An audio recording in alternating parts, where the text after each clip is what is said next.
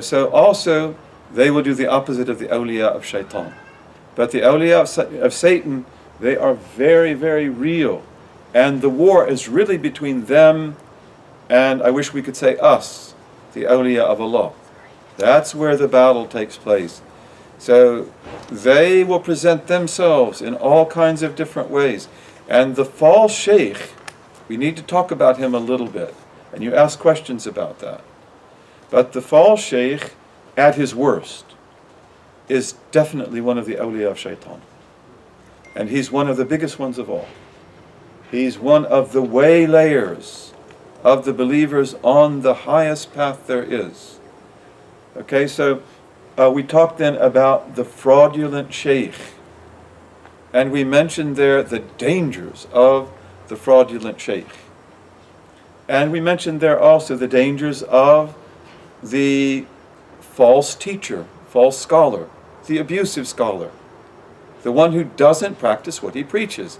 He tells you all these great things, but he doesn't do it himself. He's maybe a munafiq, and if he is, may God cure him, but he's a big problem. And the trauma that comes from him is second to the trauma that comes from the false sheikh. And then you have the false or hypocritical Quran reciter. So we talked about that. But what are the signs of the false sheikh? So yesterday we talked about that in the questions and answers, and I don't want to repeat that.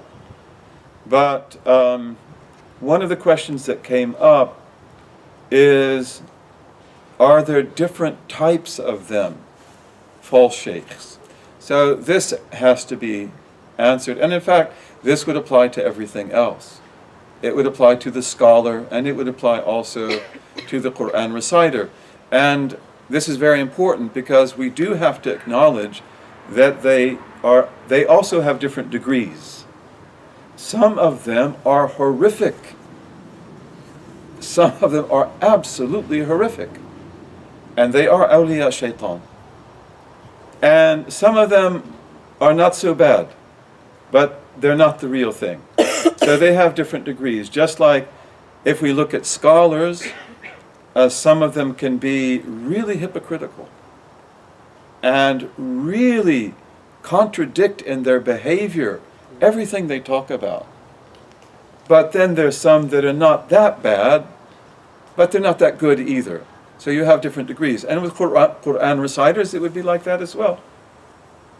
So this is also very important, that they have different degrees. And they're not all the same. Now, nevertheless,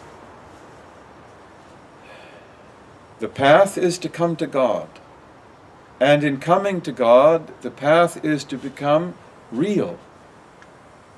And it means also to become 100% you. Because you came into this world, not a pauper. You came into this world a rich person with an inheritance that only God knows the reality of.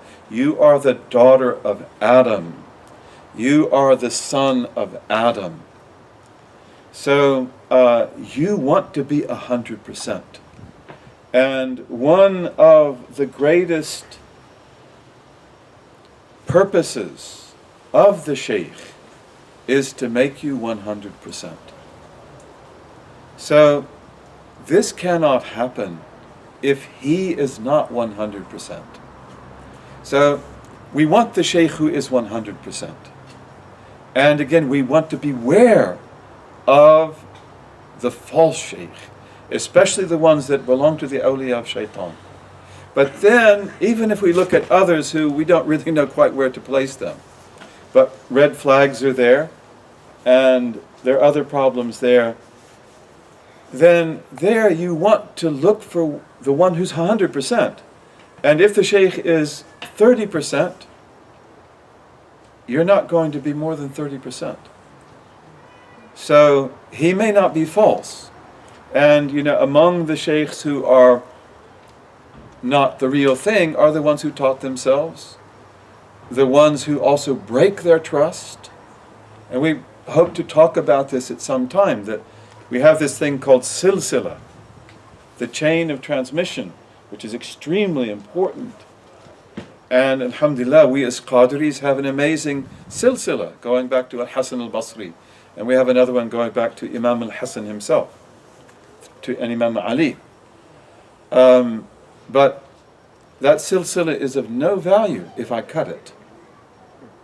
Okay? And if I cut it, I hope I wouldn't be a false pretender. But nevertheless, I'm not 100% at all. And probably I will crash.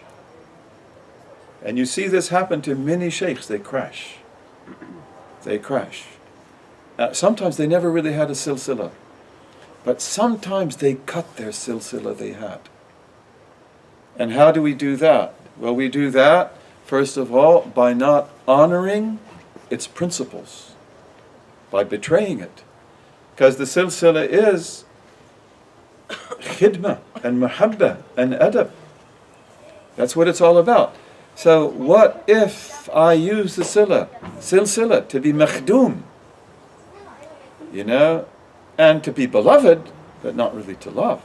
So I cut the silsilla. I have betrayed it. So the silsilla doesn't empower you if you don't take its power. And this would be another place where Satan is there to get you to make a very ugly truce. Right? Like, why don't we just make you such and such? And you're actually not. So you have to be true to the silsilla. And then there's another way that we can cut the silsilla as well. Well, I mean, I and most of you, or many of you, are followers of Shaykh Abdul Qadir al-Jilani. I love him with a love which is insane. Truly, I love him, I love him, I love him. Do I love the other awliya also? What about As-Suhrawardi? What about Al-Rifa'i? What about Al-Dasuqi? What about Al-Badawi? What about Al-Shadhili? What about Ibn Ata'illah Al-Sakandari?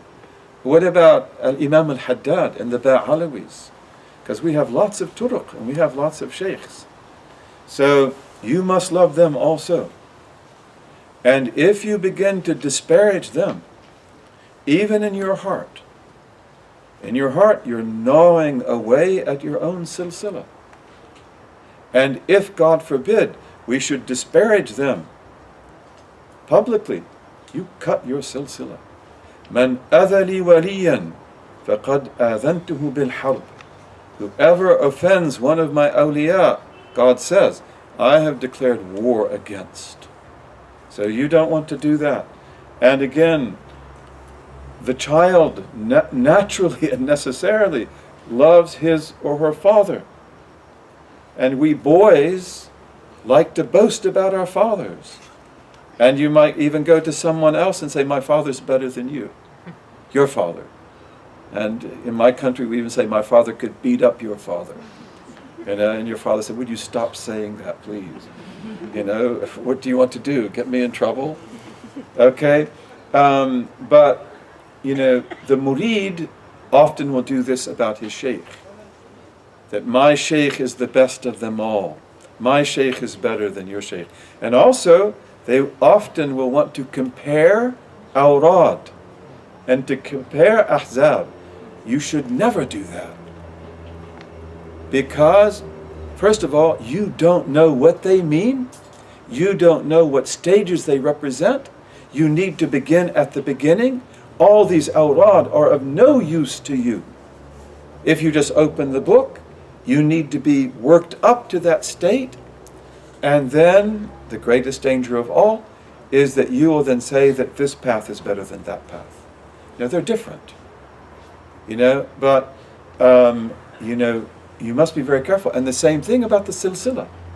In fact, there are sheikhs who won't tell you their silsilla because of the great danger that you will compare it to others. Or that you will meet with others who are on the path And they will say, this is our silsilla, where is yours? And then you begin to compare, and in that you're putting the axe to the tree. This is childish. This is dangerous also. And of course, even in these families with the great ansab, especially Ahlul Bayt, God bless them. I know of many of them, and especially Jilanis like this. And I've known many Jilanis like this. They won't tell their children the nasab. I know of one who's very close to me, and he's now passed on years ago. Big Jilani Shaykh. And he wouldn't tell his children their nasab. And they would say, please, tell us the nasab. And he said, what? He said, so you can't marry so-and-so, and you can't marry so-and-so? He said, I want you to be able to marry everybody. And I want you to be open to everyone. And, so he wouldn't show it to them. But in any case, it's very, very important to learn these fine points and to live by them. Then we have another question that came up. And in fact, this is the first question that my beloved brother and his wife gave us tonight based on your questions. And we try to come to these, tonight before the time is up. What is the cure? What is the cure? And I'm just going to give you some propositions. But when you are traumatized by a false sheikh, what is the cure? And many of us are, brothers and sisters. In fact, one of the ironies of the path is that for some people, and sometimes they're some of the greatest of the awliya, they begin their path with a false sheikh. And that becomes the first and biggest test. And it could destroy them forever. But because they are able to escape and to stay alive and to keep their himmah and their goal, they will find then the real sheikh. Okay, and the Sufis write about that. They write about that. And they write about Sufis that begin with a false sheikh. But then and they serve him and they love him and they don't know. But then when they discover, they're devastated. Okay, but then that opens the door to the real one. So that's why if you have had a false sheikh or a questionable sheikh, don't regard that to be a death knell, because it might in fact indicate that you are one of the very best. You will get there, inshaAllah. But of course, the greatest cure of all is to find a true sheikh. To find a true sheikh. And the true sheikh can cure this trauma forever. And in fact, if you have been traumatized by a false sheikh, that's what he will do. He will begin by getting you whole again. It might take 3 years. It might take more, it might take less. It depends a lot on you, how long the trauma went on, how deep the trauma was. So that would be the cure of cure. That's like the panacea. But what if you can't find such a sheikh? So there, and what if it takes you time to find such a sheikh? And there you want to find the best company you can find and keep it. And you want to look for the believers, the ones you believe in, the ones you can trust, the ones who are not going to use you and abuse you and misuse you, and keep their company. And they're a healing, they're a therapy as well. Don't fixate on that experience. Don't fixate on that false sheikh. Just leave him. Now you may have to warn people about him, but don't fixate on him. And don't try to destroy him. If you can pray for him, that would be beautiful. You may not be able to do that because he hurt you bad, and often he hurt other people as well. And that might be the thing that makes it really difficult for you to forgive and forget. But you want to move on. You don't want to remain attached to him, even in the negative sense of remembering how horrible he was and how horrible he may continue to be. because often they continue to destroy people right and left. And it can be extremely discouraging. But don't fixate on him, and don't try to destroy him. And just set out to find the path. Set out to find the real thing.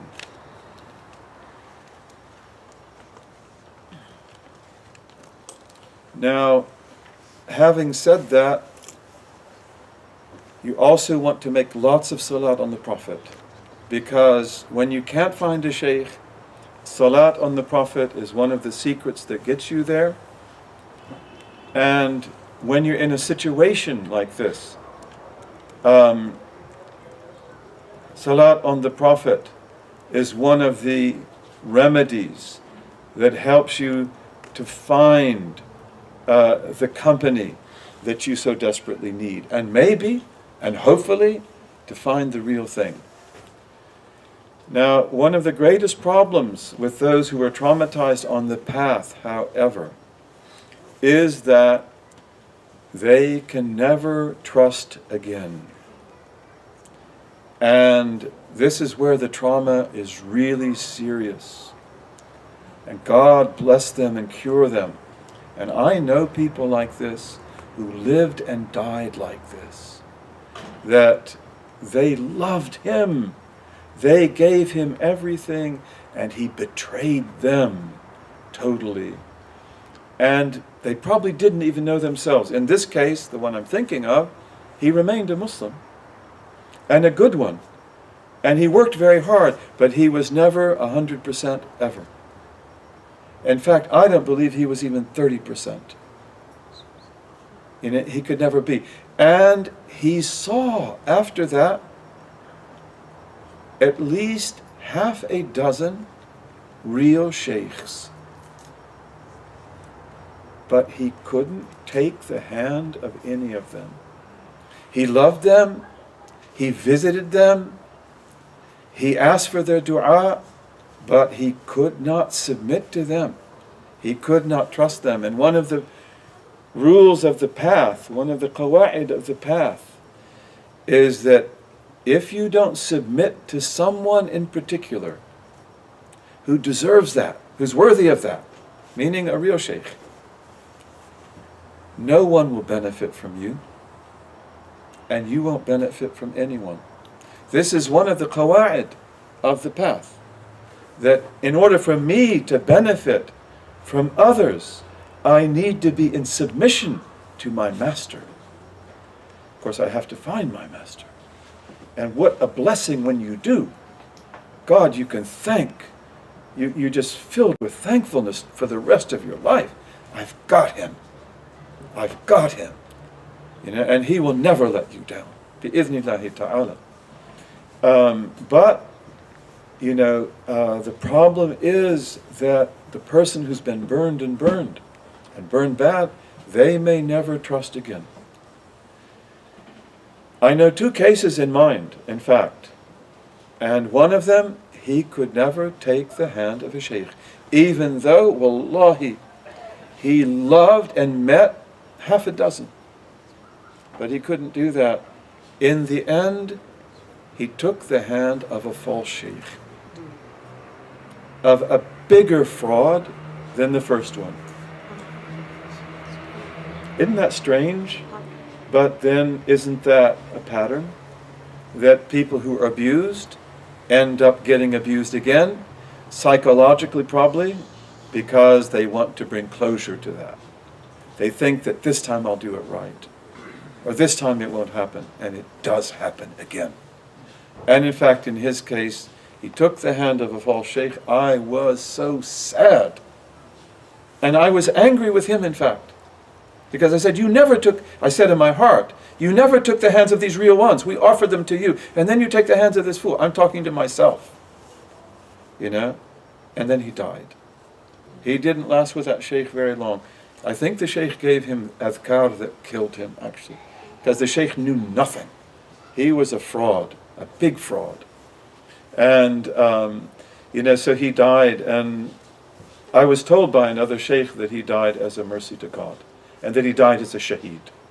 But that he he fell back into it, because this fraud that he fell for had the same psychic energy of the first fraud.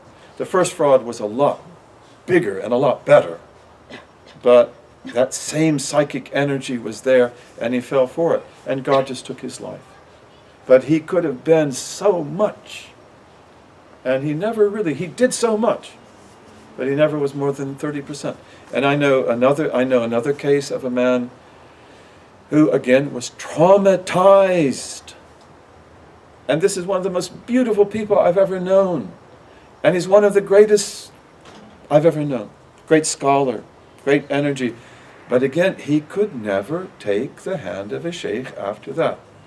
Even though he will say, so-and-so is my sheikh, so-and-so is my sheikh, so-and-so is my sheikh.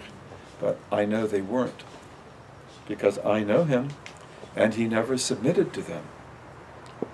And he took people as sheikhs also who are beautiful people, but they're not sheikhs. And, so again, it's like he could just never trust again. And there are many people like that, brothers and sisters. May God guide them and have mercy on them. So this is a very important topic. It's a very dark, an unhappy topic. We don't like to talk about it, but we have to. And,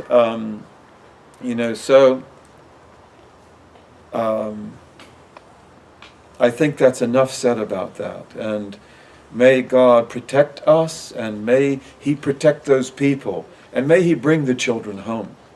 Because actually out there are hundreds, let's say thousands, of people who are either under a false sheikh and they don't know it, but they're not going anywhere, or they've been under one and they just can't break through. So, inshallah, may God bring the children home, bi-idhnillahi ta'ala. Again, the true sheikh, he can put it all back together again. He can put it all back together again, and we pray for such true sheikhs that can set things right and bring things back to where they ought to be.